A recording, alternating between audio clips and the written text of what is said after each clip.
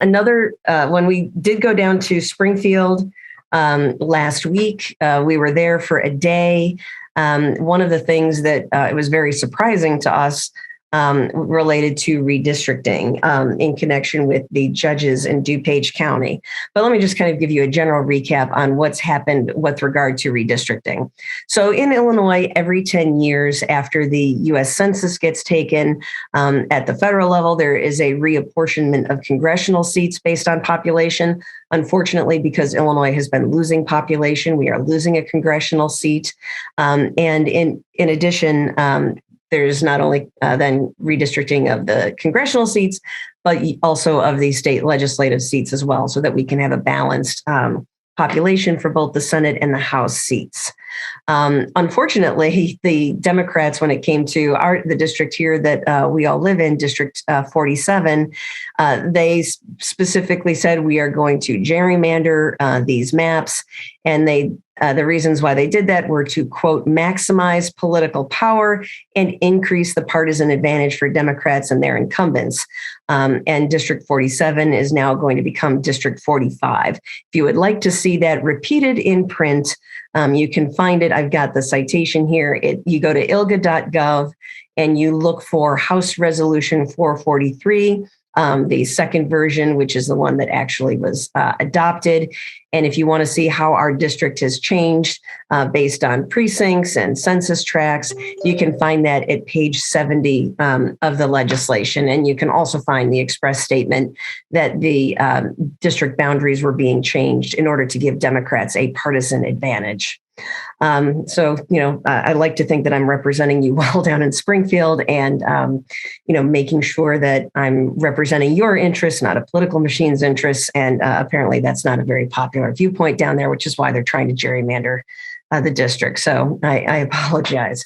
Another issue then, because these were pretty severely gerrymandered maps, and not only gerrymandered for partisan advantage, but also in connection with compliance with the Federal Voting Rights Act.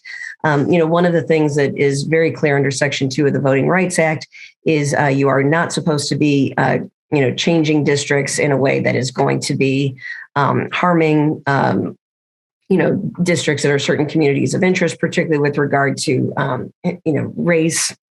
And again, if you look through HR 443, you'll see all sorts of areas where, for example, historically African-American neighborhoods that normally vote as a block and have a community interest in trying to make sure that they're able to get people, who genuinely represent their interests elected down in Springfield.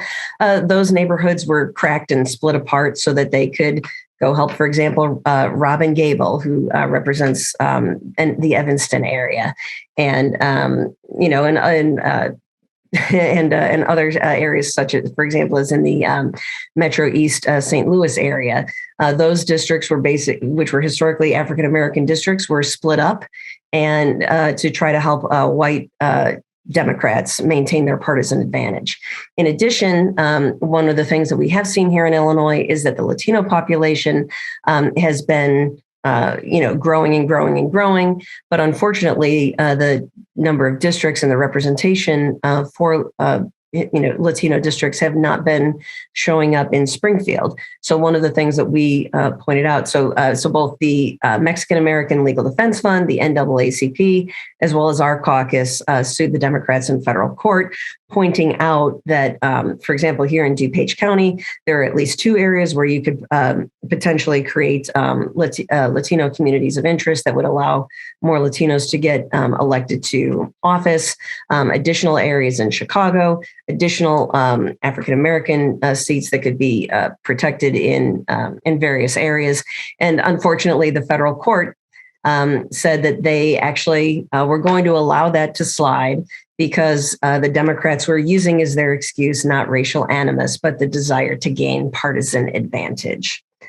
Another area where, for the first time, we've seen partisan politics entering the judicial branch, at least in terms of our generation, is the judicial boundaries have been changed for the first time for the Illinois Supreme Court since they were implemented in 1964.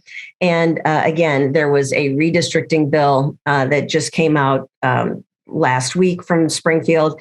We had no notice of it. And for DuPage County, now to be clear, nobody, the sponsor of the bill, she admitted, nobody from DuPage County asked for these gerrymandered sub-districts for judicial elections.